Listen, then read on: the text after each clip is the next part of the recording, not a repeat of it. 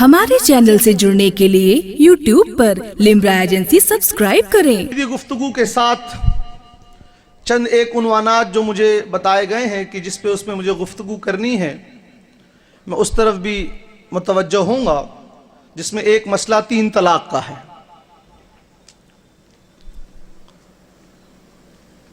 इस मसले को इतना ज़्यादा तूल दिया गया कि बहुत से गैर मुस्लिम जिनको पढ़ना लिखना नहीं आता है, वो भी जब मुझे मिल जाते हैं कभी ऑटो ड्राइवर या कभी ऊबर ओला कैब में, पूछते हैं, शक्ल से पता लग जाता है कि ये मुसलमान है। सर आपका ये 3 तलाक के मुतालिक के क्या कहते हैं आप गैर मुस्लिम?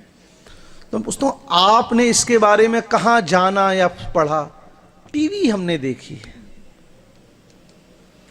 मुस्लिम औरतें तो बहुत खुश हैं, हमने देखा कि वो एक दूसरे को मिठाई खिला रही हैं जब फैसला आया, और उस क्लिपिंग को पूरी दुनिया में मशहूर किया गया कि मुस्लिम ख्वातीन ने 3 तलाक पर सुप्रीम कोर्ट के फैसले को पसंद किया। मैंने कहा किताब उताब भी पढ़ते हैं? नहीं, खुद कहते हैं हम पढ़े लिखे नहीं हैं। हम शाम को जब ऑटो चलाकर घर पहुंचते हैं, गाड़ी चलाकर, तो हम हाथ मुंह धोकर टीवी देखते हैं।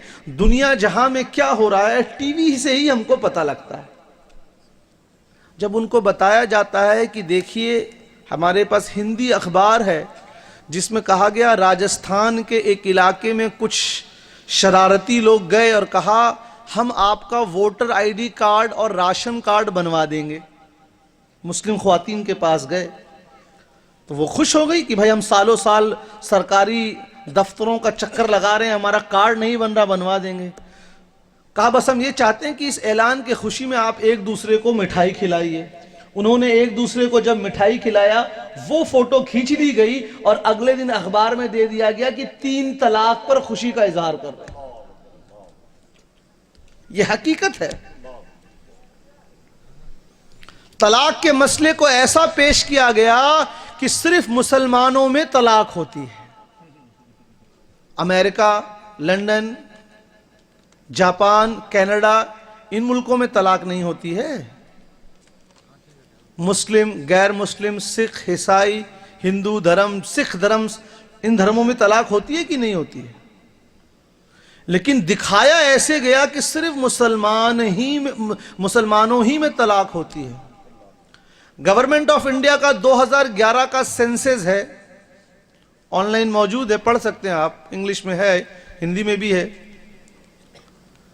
हिंदुस्तान में जो तलाक है की दर है, परसेंटेज है, वो बड़े शहरों में ज्यादा है, दिल्ली, बंबई, कलकत्ता, जो मेट्रोपॉलिटन सिटी है।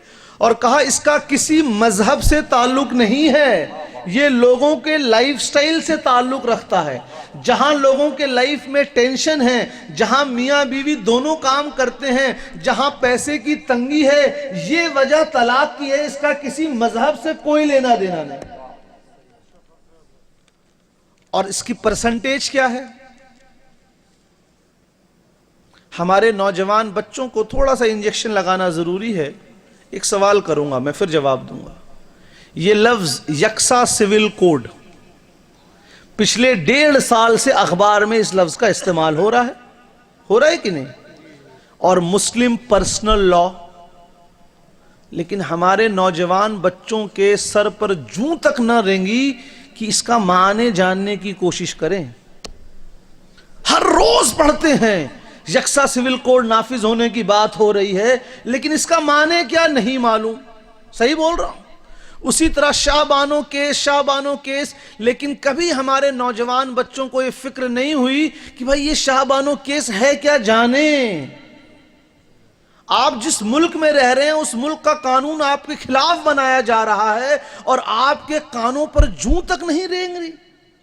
इमाम जलालुद्दीन सुयूती 990 हिजरी जामिया उस सगीर में ज़ईफ सनद से हदीस नकल करते हैं जो फ़ज़ाइल और मनाकिब में कबूल है, जैसा इमाम इब्न सलाह ने मुक़द्दिमे में नकल फरमाया। अल्लाह तबारक व तआला ने फरिश्ते को हुक्म दिया, जाओ फलां बस्ती को पलट दो। फरिश्ता गया और देखा तो उस बस्ती में एक बड़ा इबादतगार मुत्तकी बंदा भी था।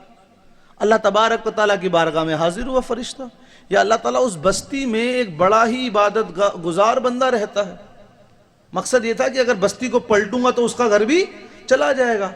अल्लाह तबारक व तआला ने फरमाया, हुक्म दिया, उसके हुजरे को सबसे पहले पलटो, क्योंकि जब मेरे कायम करदा हुदूद, मेरे बनाए हुए कानून को लोग लांघते हैं, तोड़ते हैं, तो उसके माथे पर शिकन तक ना आती। तो आज हमारे नौजवान बच्चे समझ लें, हम इतने बेहिस क्यों हो गए हैं। जिन चीजों का ताल्लुक सिर्फ हमसे है, हम उसके बारे में नहीं जानना चाहते। गवर्नमेंट की इकोनॉमिक पॉलिसी आप नहीं जाइए, कोई फर्क नहीं पड़ेगा। फॉरेन पॉलिसी क्या मत जानिए, कोई फर्क नहीं होगा। स्पेशल इकोनॉमिक जोन कहां बना है नहीं जानिए, कोई फर्क नहीं होगा। लेकिन अगर यह कानून बन रहा है कि गोश्त बेचने के लिए कहां लाइसेंस लेना पड़ेगा और चमड़े के कारखाने के लिए कौन सा लाइसेंस लेना पड़ेगा, तो अगर आप इसके बारे में भी इंटरेस्ट नहीं है तो रिस्क हलाल कैसे कमाएंगे।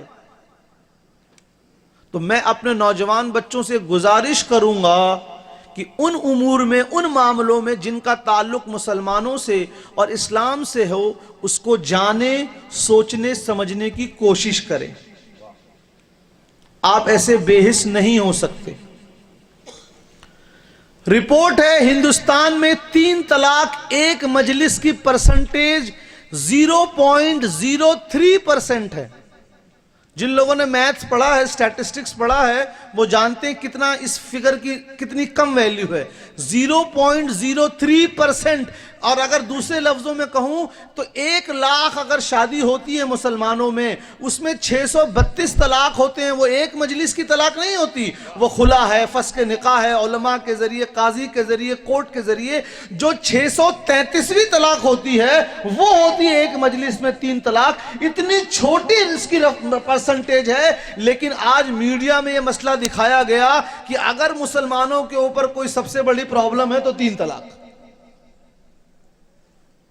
औरतों से हमदर्दी है, लेकिन वो हमदर्दी सिर्फ चमड़े की जबान से। अगर आपको वाकई मुस्लिम ख्वातीन से हमदर्दी होती, वाकई नजीब की मां से मिल लिए होते। सही बात, वाकई हमदर्दी होती, शराब को आपने बैन कर दिया होता। आज रिकॉर्ड है कि जो ज्यादातर घरेलू हिंसा और डोमेस्टिक वायलेंस होता है वो शराब की वजह से होता है, लेकिन हम उसको बैन नहीं करेंगे। समझ रहे हैं, मुद्रा, रेवेन्यू मिलती है।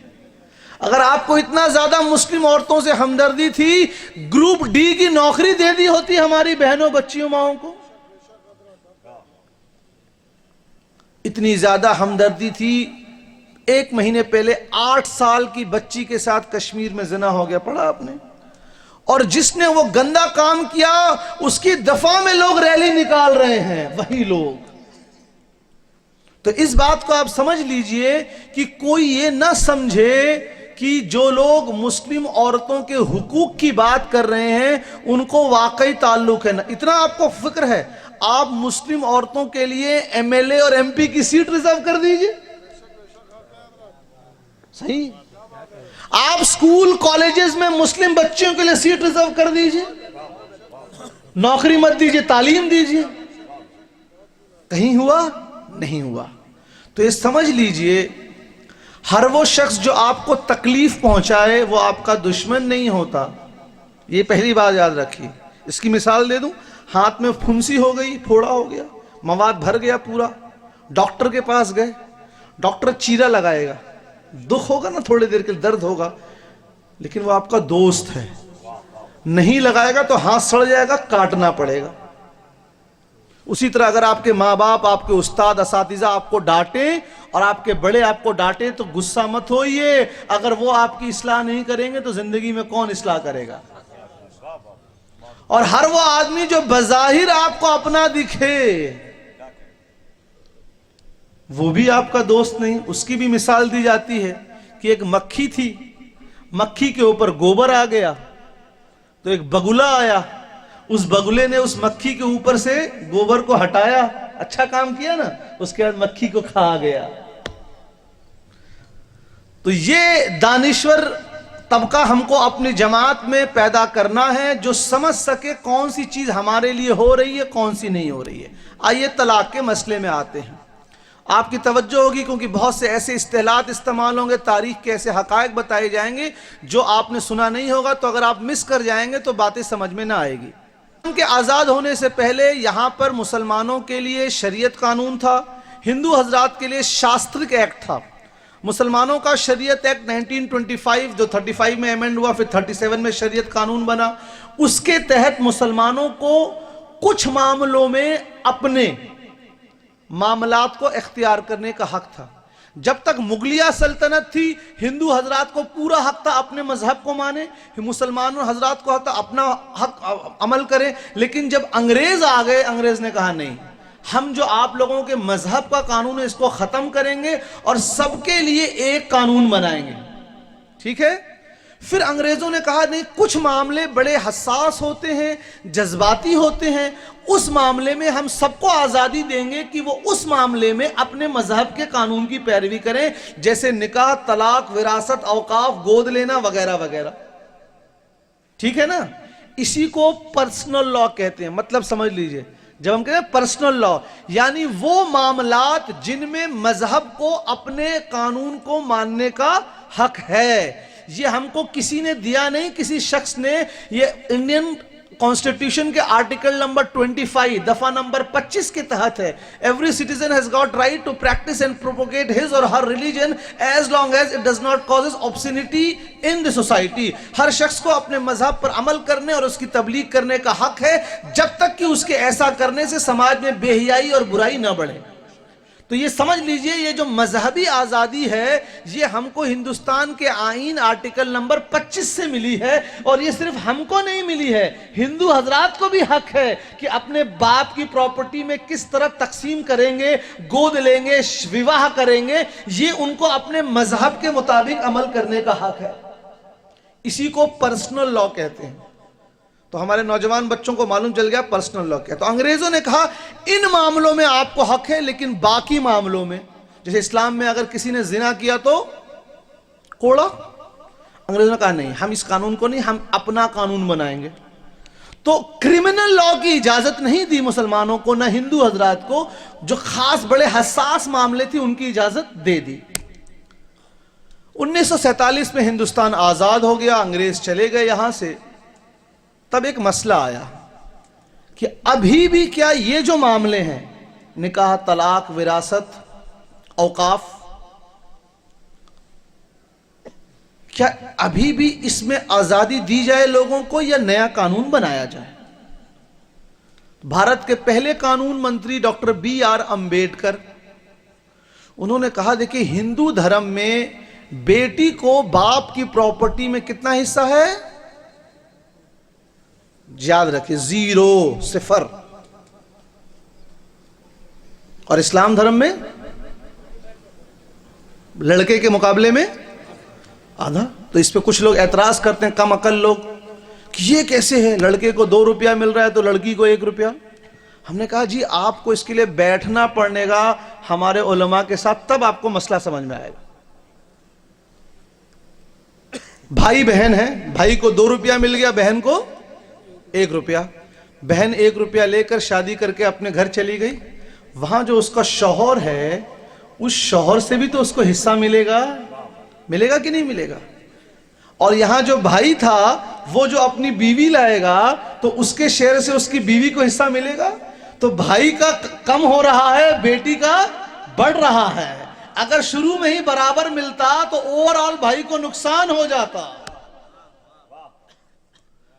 लेकिन Hindu marriage law act, Hindu धर्म के कानून में, शास्त्रिक लॉ में, मनुस्मृति में या वेदों में बेटी को कोई हक नहीं था। तो अंबेडकर जी ने कहा कि नहीं जी ये बहुत गलत चीज है, हम चाहते हैं कि ये जो बाप की प्रॉपर्टी में हिस्सा है, इसकी आज़ादी थी सबको अपने मजहब के मुताबिक।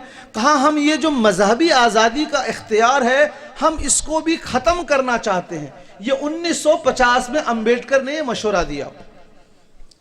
तो इसकी मुखालिफत में कौन लोग आए? कोई उबैदुल्लाह, अब्दुल्लाह, फजलुल्लाह, अब्दुल-सलाम नहीं आए। यही बात आपको जाननी है। वो हजरात आए, हिंदुस्तान के पहले वजीर दाखिला, होम मिनिस्टर पटेल जी आए, वल्लभ भाई पटेल। हिंदू महासभा के लोग आए, नहीं, हम अपने मजहब के कानून में कोई मुदाखलत नहीं चाहते। अंबेडकर जी ने मशवरा दिया था कि चूंकि हिंदू धर्म में बेटी को बाप की प्रॉपर्टी में जीरो है, उन्होंने कहा हम इस मजहबी कानून को खत्म करके सबके लिए एक कानून बनाएंगे कि लड़के और लड़की को बराबर मिले। तो हमने इसकी मुखालिफत नहीं की थी, इन लोगों ने की थी, आज बताते नहीं है। खैर, अंबेडकर जी के इस प्रस्ताव को माना नहीं गया, इसी गम में उन्होंने रेजिग्नेशन दे दिया, 1951 में मर गए। लेकिन ये कोशिश चलती रही। फिर 1955 में हिंदू मैरिज लॉ एक्ट वजूद में आया, 1955 में अमेंड करके 56 में आया। तो उसमें पहली बार दुनिया की तारीख में हिंदू मजहब में बेटियों को बाप की प्रॉपर्टी में हिस्सा दिया गया। पहली बार बराबरी का नहीं दिया गया उस वक्त भी, ठीक है। ये 55 में आया। फिर उसमें एक कानून कहा गया, मामा और भांजी का शादी नहीं हो सकती। ये कानून हमारे लिए नहीं था, हिंदू हजरात के लिए था। और आगे कहा फुफेरी बहन, ममेरी बहन, चचेरी बहन से भी शादी नहीं हो सकती। ये 2 कानून बना दिए। लेकिन बड़े नुक्ते की बात है, आगे इस्तिस्ना लगाया, जिन इलाकों में ऐसा होता है वहां उसकी इजाजत है। ये इस्तिस्ना, एक्सेप्शन, अपवाद क्यों लगाया? यूपी, बिहार, राजस्थान, गुजरात, हरियाणा, मध्य प्रदेश, छत्तीसगढ़, उड़ीसा, इन सूबों में अगर कोई हिंदू देशवासी, भारत में रहने वाले, हम सब भारत में रहने वाले हैं, आपको अपने मुल्क से मोहब्बत है, कहा अगर वो किसी अपने ममेरी बहन, चचेरी बहन से विवाह करेगा तो दोनों को पकड़कर जेल में डाल दिया जाएगा। ये कानून बना 1955 में। लेकिन आगे कॉमा लगा के कहा गया लेकिन जिन इलाकों में ऐसा होता है वहां उसकी इजाजत है। ये क्यों कहा गया? क्योंकि दक्कन में जाएंगे, केरला में, तमिलनाडु में, आंध्र प्रदेश में, कर्नाटक में आज ऐसा होता है। तो हमने कहा आप पूरे अपने धर्म के मानने वालों के लिए तो एक कानून नहीं बना पाए हैं, सबके लिए एक कानून बनाने चले। ये धोखा किसको दे रहे हैं आप? उसी तरह है लॉ ऑफ इनहेरिटेंस, दया भागा और मिताक्षरा, बंगाल और आसाम में अलग कानून है। बाप के प्रॉपर्टी में बेटे का हक, हिंदू धर्म की बात कर रहा हूं, और मुल्क के दूसरे हिस्सों में अलग है। तो आप जब अपने मुल्क के लिए कानून एक पूरे अपने मजहब वालों के लिए नहीं बना पाए हैं तो ये कितनी दयानतदारी और ईमानदारी है कि आप सबके लिए एक कानून बनाने की बात कर रहे हैं।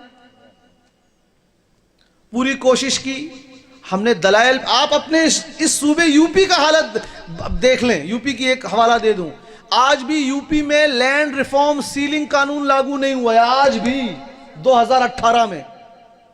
मालूम इसका कानून का मतलब क्या है? कि अगर बाप के पास 100 एकड़ जमीन है तो बेटी को भी उस जमीन में हक मिलना चाहिए। लेकिन यहां पर आज तक इन लोगों ने नाफिज नहीं किया। करिए भाई, हुकूमत में भी आप हैं, स्टेट में भी आप हैं, लेकिन ये करेंगे तो हमारे जो जमींदार लोग हैं उनकी जमीन कम होगी। तो ये औरतों और लड़कियों के हुकूक की बात सिर्फ चमड़े की जबान से होती है, अमली तौर पर कुछ नहीं है। ये बात आप समझ लें। चूंकि पूरी तकरीर तलाक पे नहीं होगी, मैंने बस बुनियादी खाका पेश किया है। 2 चीजें और अर्ज कर दूं। एक मजलिस में 3 तलाक, हम इसको बुरा जानते हैं, नहीं देना चाहिए, हम इसकी मजम्मत करते हैं। लेकिन हनफी, शाफई, मालकी मजहब के मुताबिक, यानी अहले सुन्नत व जमात के नज़दीक अगर किसी ने ऐसा कर दिया तो वो वाक़े हो जाएगी, उसकी बीवी उसके लिए नाजायज़ और हराम हो जाएगी। हम ट्रेनिंग सेक्शन चला रहे हैं, हमारे बहुत से सेमिनार हुए, हम अब प्री मैरिज काउंसलिंग कर रहे हैं। जिन बच्चे बच्चियों की शादी होने वाली होती है हम उनको बुलाते हैं और बताते हैं भाई निकाह तलाक मत देना। तो ये एक हम लोगों पर एक टैग लगाया गया है कि यहाँ पे तलाक इतना ज़्यादा होती है। अगर आपको औरतों से इतनी हमदर्दी है तो कुछ ऐसी भी औरतें हिंदुस्तान में जिनको बिना तलाक दिए छोड़ दिया गया है। ये सरकार की रिपोर्ट, उस रिपोर्ट के मुताबिक ऐसी 24 लाख औरतें हैं पूरे हिंदुस्तान में जिनको बिना तलाक के छोड़ा गया। क्योंकि तलाक देंगे तो अल्लाह का हुक्म आएगा और फिर आपको उसका मेंटेनेंस देना पड़ेगा। लेकिन जिसको आपने छोड़ दिया, ऐसी कितनी औरतें हैं हिंदुस्तान में? 24 लाख। रिपोर्ट के मुताबिक 1,80,000 मुस्लिम औरतें हैं और 20 लाख हिंदू महिलाएं हैं, आप इनके खिलाफ क्यों नहीं कानून बना रहे हैं जिन्होंने अपनी औरतों को बिना तलाक दिए छोड़ा हुआ है? ये नौजवान, मैं आज जिनको सुनना है इंटरनेट पे मेरी 3 घंटे की तकरीर सुन सकते हैं। आज सिर्फ इस एक हिस्सा था। असल जो पैगाम है इस सारी गुफ्तगू का, नौजवान बच्चे जाने अपने दीन के मसाइल और जिन चीजों का ताल्लुक हमारे समाज से हो उसके बारे में इंटरेस्ट लें। जो फिर कानून क्या बना?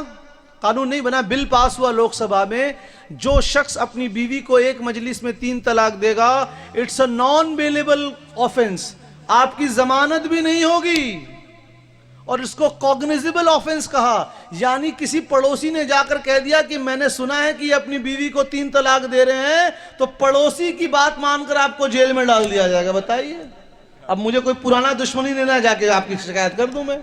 और इससे बड़े दुख की बात आगे है कि वो मर्द जो है जब जेल में रहेगा तो अपनी बीवी का मेंटेनेंस भी देगा। जब जेल चला गया तो मेंटेनेंस कहां से देगा? 2 चीजें और फिर मौजू बदलता हूं। 2 चीजें और बड़े ध्यान से सुन लें। हिंदुस्तान के सेशन कोर्ट में कितना मुकदमा पेंडिंग चल रहा है? 2 करोड़ 80 लाख। इस लफ्ज को बोलिएगा ताकि अंदाजा हो जाए। 2 करोड़ 80 लाख केसेस पेंडिंग चल रहे हैं बकाया सेशन कोर्ट में। हिंदुस्तान के 24 हाई कोर्ट में कितना बकाया चल रहा है? 40 लाख हाई कोर्ट में, और सुप्रीम कोर्ट में 60,000। तो मैं आज ये भी एक आपसे पैगाम देना चाहूंगा, अपने आपस के मामले कोर्ट कचहरी लेके मत जाएं। शरीयत के मुताबिक फैसला नहीं मिलेगा, वक्त आपका जाया होगा, पैसा आपका जाया होगा। आप दारुल क़ुज़ा उलमा सुन्नी मुफ्ती के पास जाएं, वहां जो फैसला मिलेगा शरीयत के मुताबिक होगा और वक्त भी कम लगेगा, पैसा भी खर्च नहीं होगा। यह हमारी जिम्मेदारी है।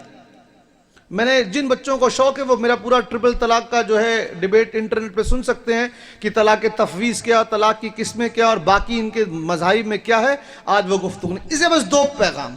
और जो असल तलाक की वजह शरीयत में है कि अगर शौहर शराब पीता है, ड्रग्स लेता है, गंदी आदतें हैं, तो बीवी फस्क निकाह और खुला ले सकती है। और औरत को भी यही, मर्द को भी यही है कि बीवी अगर पर्दा नहीं करती है, घर की देखभाल नहीं करती है। लेकिन भाइयों, बड़े दुख के साथ आज तलाक के ज़्यादातर केस जहेज के लिए हो रहे हैं या शादी के बाहर कहीं ताल्लुक बना लिया जा रहा है। तो हम अपने समाज पर नज़र डालें कि ये बुराइयां जो बाहर हम जिसके लिए रो रहे हैं, ये खुद हमारे समाज में पनपी हैं। हम अपने बच्चे बच्चियों को बताएं मियाँ बीवी के हुकूक क्या होते हैं, ताकि ये बुरी चीज़ इसको कम से कम लोग इस्तेमाल करें। एक बार दुरूद शरीफ पढ़ लें। जज़ल्लाहु अन्ना सय्यदना मुहम्मदन सल्लल्लाहु अलैहि वसल्लम सलातु व सलामन अलैका या रसूलल्लाह। अब आपके शहर और हमारे शहर लखनऊ के 2 हवाले। आज शाम के नशिस्त मैंने कहा तो ये तो सुन्नियों का शहर है, और मैं ये बात मुखालिफीन की किताबों से साबित करूंगा। 2 हवाले। हजरत बहरुल उलूम जो लखनऊ के थे, मौलाना अब्दुल अली फिरंगी महली रहमतुल्लाह अलैह, जो यहां से हिजरत करके चले गए थे मद्रास चेन्नई। हजरत मुल्ला निजामुद्दीन रहमतुल्लाह अलैह जो दरस निजामी के बानी हैं, उनके बेटे बहरुल उलूम। इनका अकीदा क्या था? लखनऊ के सुन्नी मुसलमानों सुनिए, इस शहर के सबसे बड़े दक्काक आलिम का अकीदा अपनी किताब में लिखते हैं, मेरे पास है, मंतिक की शरह है। कहते हैं लौह और कलम का जो इल्म है वो दरअसल हुजूर के इल्म का एक हिस्सा है। लौह और कलम का जो इल्म है, जो लोग हुजूर के इल्म गैब पर माज़अल्लाह एतराज करते हैं, देखिए ये आपके शहर के सबसे बड़े आलिम जो आज तक गुजरे हैं, नाम ही है बहरुल उलूम। वो लिखते हैं लौह और कलम का जो इल्म है वो हुजूर के इल्म का एक हिस्सा है और हुजूर के इल्म का कोई इहाता नहीं कर सकता हम जैसे लोग। आला हजरत रहमतुल्लाह ने वही लिखा कि हुजूर का इल्म जो है गैब का वो अताई है, महदूद है, हवादिस है। और आज इसी शहर के कुछ लोग कहते नहीं जी हुजूर को इल्म गैब नहीं था। कितनी बुरी बात। एक और आप इसी शहर के एक और साहब का हवाला जो हमारे नजदीक तो मोतबर नहीं है लेकिन जिनके नजदीक हैं, मकालात अबुल हसन अली नदवी 6 जिल्दों में छपे हैं। चौथी जिल्द में क्या लिखते हैं सुन लीजिए।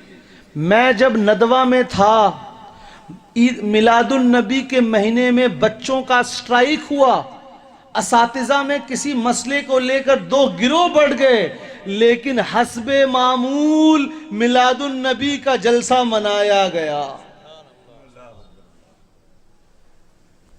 ये मैंने सिर्फ 2 हवाले दिए इस शहर के, वो लोग जिनको लोग मोतबर बाज, पहले वाले तो हमारे नजदीक भी मोतबर अल्हम्दुलिल्लाह बहुत बड़े आलिम दीन।